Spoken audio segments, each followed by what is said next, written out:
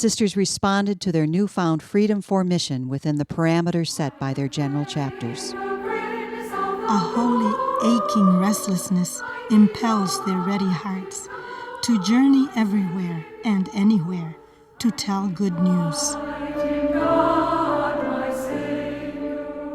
Since Vatican Council II in the 1960s, the congregation's ministries have expanded in a variety of ways, with a primary focus on the poor and disenfranchised.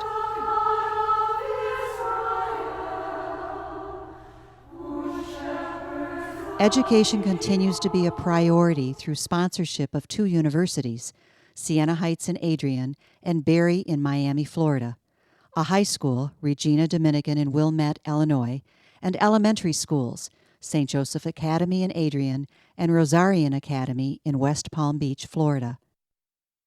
Some sisters minister in diocesan offices and parish schools. They are engaged in parish administration, pastoral ministry, RCIA instruction, bereavement ministry, social service outreach for the poor in parishes in rural and urban areas. A new focus in literacy education has resulted in centers opened in Detroit, Chicago, West Palm Beach, Flint, and Adrian. The expansion of this ministry has been made possible through the financial support of the Sister Mary Richard Ray Foundation. Healthcare was furthered through the joining of the congregation's 2 hospitals with others to form Catholic Healthcare West. The ministry in Henderson, Nevada, flourished, requiring 2 new facilities, St. Catherine and St. Martin de Porres, in addition to St. Rose of Lima. Sisters trained as medical personnel, doctors, nurses, nurse practitioners, physical therapists, and others. The healthcare facilities in Adrian were expanded to meet the growing need. The Dominican Life Center was put in place as a continuum of care for the aging sisters. The Regina building was renovated for assisted living. Sisters with law degrees have assisted undocumented farm workers, other immigrants, and asylum seekers in different parts of the country. They have set up and supported shelters for women and children, as well as addressed the needs of the elderly poor in several areas of the country. Ministry overseas was undertaken over the years. In Malawi, sisters taught in a local seminary.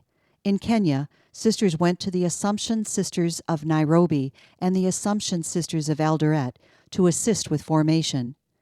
Some went to South Africa, Zimbabwe, and Swaziland for educational assistance in schools, AIDS education, and programs for adult education in catechesis, spirituality, and liturgy.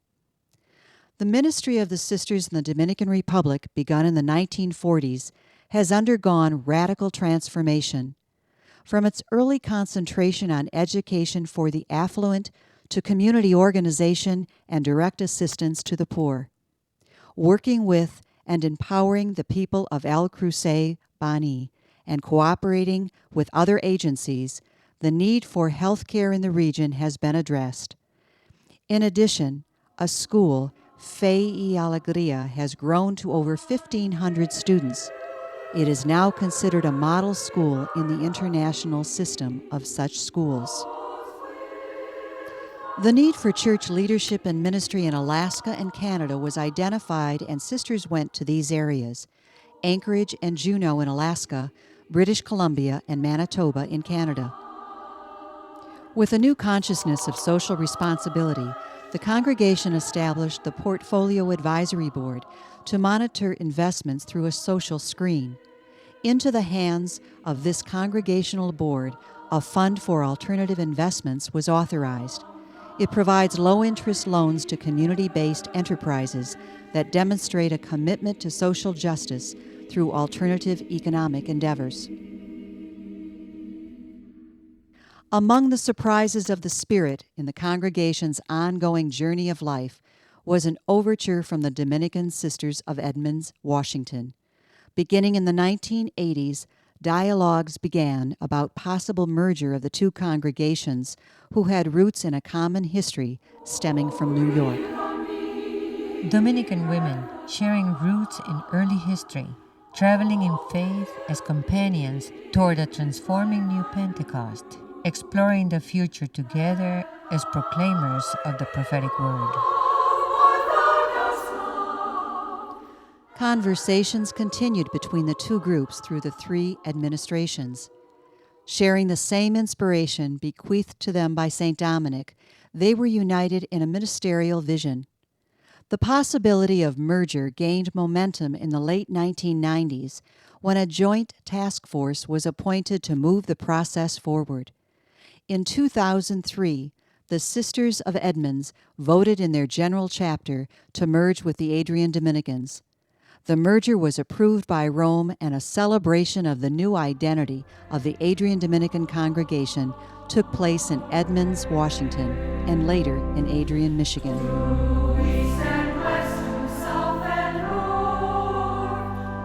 As part of its international outreach, the congregation retains close ties with the Dominican Sisters of Our Lady of Remedies in the Philippines and the Assumption Sisters of the two congregations in Kenya. Iraqi Dominican sisters have been offered hospitality and support in Adrian during difficult times for Christians in their country. With the generosity of friends of the congregation, funds were collected to obtain housing and ministry for the Iraqi Dominican sisters living in Italy. The congregation has established ties with the Dominican Sisters of Notre Dame de Grace in Norway for affiliation in ministry. For all of these endeavors, the congregation has established an Office of Development to seek support for its ministry trust. Another trust, the Camilla Madden Trust, supports the retirement and healthcare needs of the sisters themselves.